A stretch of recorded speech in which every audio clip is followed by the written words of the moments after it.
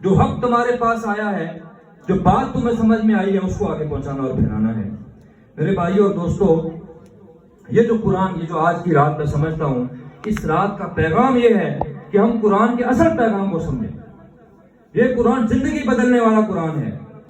آپ کا کوئی سوشل سٹیٹس ہے، آپ والد ہیں، آپ بیٹے ہیں، آپ پوتے ہیں، آپ امیر ہیں، آپ غریب ہیں، آپ شوہر ہیں، آپ ماں ہیں، آپ بیٹی ہیں، آپ بہن ہیں، آپ جنرل ہیں، آپ کرنل ہیں، آپ صدر ہیں، آپ وزیر اعظم ہیں، آپ ایک غریب اور مزدور ہیں، اور آپ پڑوسی کی حیثیت سے ہیں۔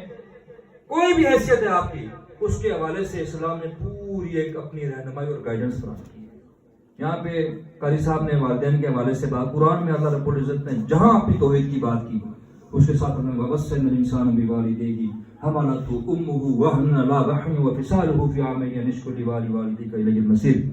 والدین کی اطاعت کی بات کی، والدین کی خدمت کی، جہاں توحید کی بات کی، اس کے ساتھ اللہ رب العزت نے اپنی والدین کی اطاعت کی اور خدمت کی بات کی۔ تو میرے بھائیو اور دوستو، یہ قرآن بدلنے والا ہے، زندگی بدلنے والا ہے، معاشی حالت بدلنے والا ہے، یہ بدامنی کو بدلنے والا ہے، یہ آپ کے پریشانیوں کو بدلنے والا ہے، یہ پوری دنیا کے نظام کو بدلنے والا قرآن ہے۔ یہ اگر آپ اس کو اپنے گھر میں نافذ کریں گے، خدا کی قسم گھر کا ماحول بدل جائے گا۔ آپ اس کو اپنے گاؤں محلے میں نافذ کریں گے، گاؤں اور محلے کا ماحول بدل جائے گا۔ آپ ایک بستی اور شہر میں نافذ کریں گے، پورے شہر کا ماحول بدل جائے گا۔ اور اس کو پورے ملک اور پوری دنیا میں نافذ کریں گے۔ یہ آیا اسی لیے، هو الذی ارسل رسولہ بالہدی ودین الحق لیظہرہ علی الدین کلہ۔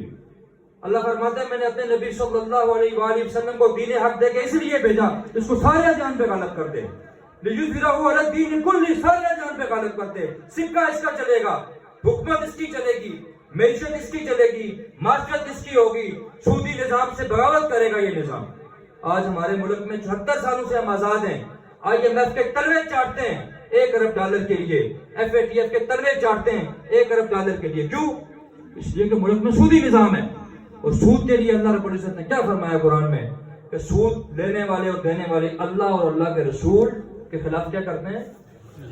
تو اللہ اور اللہ کے رسول کے خلاف انہوں نے جنگ کر کے ہماری معیشت درست ہو سکتی ہے؟ نہیں ہو سکتی۔ تو میرے بھائیو، آج کی رات کا، اس رمضان کا پیغام یہ ہے کہ قرآن کو عملی طور پہ نافذ کریں۔ 90 جگہوں پہ قرآن میں فرمایا اللہ یا ایھا الذین آمنو، کتنی جگہوں پہ؟ 90 جگہوں پہ مجھے اور آپ کو مخاطب کیا ڈائریکٹ، اے ایمان والو، اے وہ لوگوں جو اپنے آپ کو مسلمان کہتے ہو۔ اور ایک بڑی عجیب آیت قرآن کے اندر ہے، یا ایھا الذین آمنو آمنو، یہ بھی میرے اور آپ کے لیے، اے وہ لوگوں جو ایمان لائے ہو، ایمان لے کے آؤ۔ یعنی کہ تم جیسا ایمان ابھی رکھتے ہو وہ مطلوب ایمان تک نہیں پہنچا۔ یا ایھا الذین آمنو آمنو، اے وہ لوگوں جو ایمان لے کے آؤ، ایمان لے کے آؤ۔ تو میرے بھائی اور دوستو، دیکھیں چھوٹی سی مثال میں آپ کو دوں، یہ کھڑکیاں لکڑی سے ہم بناتے ہیں، کھڑکیاں بناتے ہیں، دروازے بناتے ہیں، گھر کی بیشمار الماریاں بناتے ہیں، مختلف چیزیں بناتے ہیں، یہ ٹیبل بناتے ہیں، کرسیاں بناتے ہیں۔ تو جب یہ بوسیدہ ہو جاتی ہے لکڑی، بوسیدہ اور پرانی ہو جاتی ہے، اس کو سیخ لگ جاتی ہے، تو ہم کیا کرتے ہیں لکڑی کا؟ آخری لکڑی کا حل کیا ہوتا ہے؟ جلا دیتے ہیں، ایسے ہی ایک لکڑی سے ہم ریک بناتے ہیں، قرآن پاک بناتے ہیں جی۔ پہلے زمانے میں زیادہ چلتے تھے، آج کل پلاسٹک والے بھی چلتے ہیں۔ آپ مجھے بتائیں وہ لکڑی جو جس میں قرآن رکھ کے پڑھتے ہیں ہم لوگ ہمارے معاشرے کے اندر، وہ 500 سال بھی پرانی ہو، اس کو سیخ لگ جائے تو کیا ہم اس کو جلائیں گے؟ تو جو قرآن لکڑی کو عزت دے سکتا ہے، ایک بے جان چیز کو، وہ انسان کو عزت نہیں دے سکتا، انسان کو عظمت نہیں دے سکتا۔ یہ میں نے ایک کپڑا پہنا، میں اور آپ، اللہ نے ہمیں اشرف المخلوق بنایا، ساری مخلوقات سے اللہ نے ہمیں افضل بنایا۔ یہ کپڑا جب پرانا اور بوسیدہ ہوتا ہے، اسی گھر میں ہم صافیاں اور ٹاکیاں بناتے ہیں، تو ہم کیا کرتے ہیں اس سے؟ آخری ہم کیا ہوتا ہے؟ صفائی کرتے ہیں، جوتے صاف کرتے ہیں۔ ایسے ہی ایک کپڑے سے ہم قرآن کا غلاف بناتے ہیں، وہ جتنا مرضی پرانا ہو جائے، اس میں چھید ہو جائیں، آپ جوتے صاف کریں گے، اس سے فرش صاف کریں گے۔ تو جو قرآن ایک بے جان کپڑے کو عزت دے سکتا ہے، وہ انسان کو عزت نہیں دے سکتا۔ تو میرے بھائیو، اللہ کی قسم، اس قرآن نے ہمیں اتنا نوازنا تھا، اس قرآن نے ہمارے سارے مسائل کا حل اس قرآن نے پیش کیا، چھوٹے چھوٹے احکامات دیے۔ یہ بھی کہتا ہے قرآن وَلَا تَجَسَّسُوا، اور تجسس نہ کرو, نظریں نیچی رکھو, وقول قولا سدیدا, سیدھی اور سچی بات کرو, ولا تقولوا لمن یقتل, سوری جو ہے وہ بات کیوں کہتے ہو, سورہ صف میں جو فرمایا کہ وہ بات کیوں کہتے ہو جو تم کرتے نہیں ہو. چھوٹی چھوٹی جو قرآن بیوی اور خامد کے تعلقات کے بارے میں رہنمائی فراہم کر رہا ہے, چھوٹی چھوٹی باتوں کی رہنمائی فراہم کر رہا ہے, تو وہ قرآن کیا سمجھتے کہ آپ ایک صفحے پہ لکھا ہوا ہے باقی الصلاۃ, نماز قائم کرو, آپ کرتے ہیں. دوسرے صفحے پہ لکھا ہوا آتوا الزکات, آپ زکات دیتے ہیں, حج کے احکامات آپ ادا کرتے ہیں, عمرے کے احکامات ادا کرتے ہیں. اسی قرآن کے صفحے میں لکھا ہوا ہے کہ سود نہ کھاؤ, رشوت نہ کھاؤ, وراثت اللہ کی رہنمائی کے مطابق تقسیم کرو, نکاح اور طلاق اللہ کی رہنمائی کے مطابق تقسیم کرو, اور اس کے معاملات کو پایہ تکمیل تک پہنچاؤ. تو آپ خود جواب دیں مجھے, آپ نے ایک نوکر رکھا جس کے ذمہ 10 کام ہیں, وہ آپ کے 2 کام مانتا ہے, 3 کام مانتا ہے, 7 کام نہیں مانتا, تو آپ کیا کریں گے اس کے ساتھ؟ کیا کریں گے؟ چھٹی کر دیں گے آپ اسے. تو یہ جو قرآن کی ہزاروں آیتوں سے ہمارا تعلق ہی کوئی نہیں ہے, سینکڑوں احکامات ہماری زندگی میں ان کا عمل دخل ہی کوئی نہیں ہے, تو کیا سمجھتے ہیں کہ خالی نمازیں, روزے اور حج اور عمرے کر کے اور باقی سارے جو عملی اور جو معاشی معاملات سے لے کے جو باقی اللہ تعالیٰ کے احکامات ہیں ان پہ عمل نہ کریں گے تو اللہ ہمیں بخش دے گا یا ان کے بارے میں ہم سے سوال نہیں ہوگا؟ تو میرے بھائیوں اور دوستوں, قرآن کا پیغام, رمضان کا پیغام صرف یہ ہے کہ آپ خود قرآن کو پڑھنا شروع کریں. آپ سے مخاطب ہے, میں کہتا ہوں جس بھی مفسر کی تفسیر آپ کو میسر ہے, جس بھی عالم کا قرآن کا ترجمہ آپ کو میسر ہے, خدا کی قسم یہ آپ وہی پڑھیں. آپ کے دل میں اگر نیت ہوگی کہ اللہ اس قرآن سے میں اپنے لیے خزانے لینا چاہتا ہوں, اپنی اصلاح کرنا چاہتا ہوں, رہنمائی لینا چاہتا ہوں, اللہ کبھی بھی آپ کو رہنمائی سے محروم نہیں کرے گا, کبھی بھی محروم نہیں کرے گا آپ سے. تو اس رات کا پیغام یہ ہے کہ اس قرآن کو سینے سے لگائیں, اس قرآن کو پڑھیں, سمجھیں. اور آخری بات کر کے میں اجازت چاہوں گا, مفسرین نے اس قرآن کے 5 حقوق بیان کیے. کتنے جی؟ 5 حقوق اس قرآن کے بیان کیے جو فردن مجھ پہ اور آپ پہ عائد ہوتے ہیں, اور اسی کے مطابق اس کے سوال ہوگا. وہ جو ایک قرآن کی ایک بڑی مشہور نظم ہے, تاکوں میں سجایا جاتا ہوں اور غلافوں میں لپیٹا جاتا ہوں, سب نے سنی ہوگی. 5 حقوق ہیں.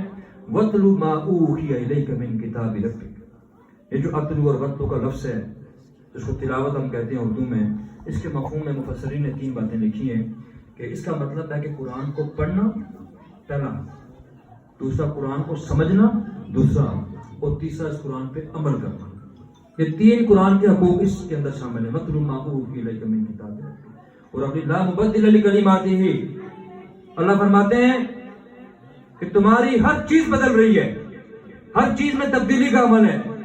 جس شکل اور سائز میں اور آپ ماں کے پیٹ سے باہر نکلے تھے وہ شکل ہماری تبدیل ہو گئی, وہ جسم کی حیت ہماری تبدیل ہو گئی, ہمارا جو کنسٹرکشن کا سٹائل ہے وہ روز بدل رہا ہے, ہمارے کپڑوں کا سٹائل روز بدل رہا ہے, ہمارا روز نیا ماڈل آتا ہے موبائل کا, سیمسنگ کا, آئی فون کا, آئی فون 6 ہے, 7 ہے, 8 ہے, 10 ہے, پرو اور پتہ نہیں کیا کچھ. اور روزانہ ہماری گاڑیوں کے ماڈل ہیں 17 ہے, 18 ہے, 20, 22, 23 اور 24, یعنی ہر چیز میں تبدیلی کا عمل ہے. ایون کہ انسان روزانہ کی بنیاد پہ اپنے نظریات تبدیل کر رہے ہیں. اس ساری تبدیلی کے ماحول میں اور کیفیت میں اور سارے اس عمل کے اندر بھی اللہ نے فرمایا لا مبدل لکلمات. صرف ایک چیز ہے جو بدل نہیں سکتی, وہ کیا ہے؟ لا مبدل لکلمات, ان کلمات کو بدلنے والی کوئی چیز نہیں. تو 3 حقوق پڑھنا, سمجھنا, اس پہ عمل کرنا. اور چوتھی وقول الحق من ربکم, تو حق تمہارے پاس آ گیا تمہارے رب کی طرف سے, اس کو آگے پہنچانا ہے. یہ آپ کیا سمجھتے ہیں یہ علماء حضرات کی ذمہ داری ہے؟ انہوں نے ٹھیکہ اٹھایا ہے آپ کا؟ اللہ نے آپ سب سے اخرجت للناس تأمرون بالمعروف وتنهون عن المنکر, اللہ نے ہر مسلمان کے ذمہ یہ کام لگا کہ تم انسانوں کی طرف نکالے گئے ہو, تم معروف کا, نیکی کا حکم دو گے, برائی سے روکو گے. کہ اللہ نے مجھے اور آپ کا امت و مسدا, تم امت وسط ہو. کہ اللہ نے کہا شہداء علی الناس, تم لوگوں میں گواہ ہو. یہ میری اور آپ کی ڈیوٹی ہے. تو فرمایا چوتھا حق قرآن کا یہ ہے, اس قرآن کو پڑھ کے سمجھ کے اس پہ عمل کر کے وقول الحق من ربکم, اس کے پیغام کو دوسروں تک پہنچانا ہے. اور 5واں حق جو اصل حق ہے کہ هو الذی ارسل رسولہ بالہدی ودین الحق لیظہرہ علی الدین کلہ, بھائی اس کے نظام کو نافذ کرنا ہے دنیا کے اوپر. آپ کیا سمجھتے ہیں اللہ کا کلام قرآن ہے, تو یہ کیا محکوم ہونے کے لیے آیا ہے؟ یہ کیا ہم خالی بستوں کے اندر اس کو محدود کر دیں گے یا یہ نظام ہے؟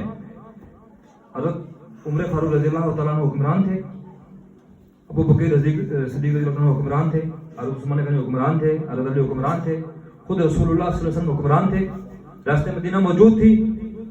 آپ لوگ پڑھیں، ہمارے بہت بڑے اسکالر ہیں، انہوں نے ایک بڑی ریسرچ لکھی کہ مسجد نبوی میں جو ریاست مدینہ قائم تھی اس کے 56 محکمے تھے، 56 ذمہ داریاں اللہ کے نبی صلی اللہ علیہ وسلم نے تفویض کی تھی صحابہ کو، 56 ذمہ داریاں۔ آج ہمیں اس چیز کا علم ہی نہیں ہے۔ تو میرے پاس بھائی اور دوستو یہ 5 حقوق ہیں جو قرآن کے میرے سامنے آج آپ یہاں سے ارادہ کر کے نیت کر کے نکلیں کہ ہم نے قرآن کے حقوق کو ادا کرنا ہے، اور اس قرآن سے ہم نے وہ سارے فیوز اور ساری برکات دینی ہے۔ اللہ نے قرآن میں قائد فرمایا، اور میرے خیال ہے قرآن میں ایک ہی آیت ہے، صرف ایک آیت ہے، قل بفضل اللہ وبرحمتہ، کہہ دیجیے کہ جو اللہ کا فضل ہے اور رحمت ہے، فبذلک فلیفرحوا، بس انہیں چاہیے کہ وہ خوشیاں منائیں۔ قرآن میں کسی دوسری جگہ خوشیاں منانے کا حکم اور خوشیاں منانے کی ترغیب نہیں ہے، سوائے ایک بات کے، جہاں اللہ نے کہا کہ میں نے قرآن دیا، قرآن دے کے فضل کیا، فبذلک فلیفرحوا، ان کو چاہیے کہ اس پہ خوشیاں منائیں۔ الرحمن اور ایمان ہے، کیوں؟ علم القرآن، اس نے قرآن کا علم دیا۔ تو میرے بھائی اور دوستو، اس محفل اور مجلس کا جو لب لباب میں سمجھتا ہوں وہ یہ ہے کہ آج آپ ارادہ کریں کہ ہم ترجمے والا قرآن لیں گے۔ کسی عالم کی ضرورت پڑی، کسی مربی کی ضرورت پڑی، یہاں پہ الحمدللہ بے شمار سینکڑوں ہزاروں علماء موجود ہیں، آپ ان سے رہنمائی حاصل کر سکتے ہیں، لیکن قرآن سے اپنا ذاتی تعلق مضبوط کرنا۔ یہ قرآن آپ کو عطا کرے گا، محروم نہیں کرے گا۔ اللہ تعالیٰ سے دعا ہے اللہ ہمیں قرآن کو پڑھنے کی، سمجھنے کی، اس پہ عمل کرنے کی، اس کو دوسروں تک پہنچانے کی، اس کو اپنی ذمہ داری سمجھتے ہوئے دوسروں تک پہنچانے کی، اور اس کے نظام کو دنیا میں نافذ کرنے کے لیے جدوجہد کرنے کی توفیق عطا فرمائے۔ وما علینا الا البلاغ المبین۔